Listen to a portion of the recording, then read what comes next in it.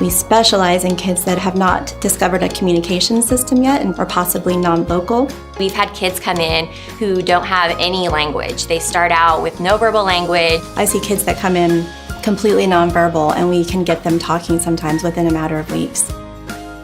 We start with sign language, and we see them then develop into full language to where they at first couldn't engage with the community around them, and then life becomes so meaningful because they're able to connect with people and they're able to go out into the environment.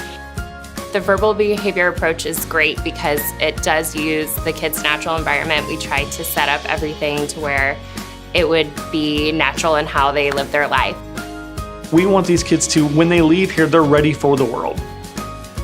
So it's just neat to know that their families are able to do everything that other families are capable of doing as well.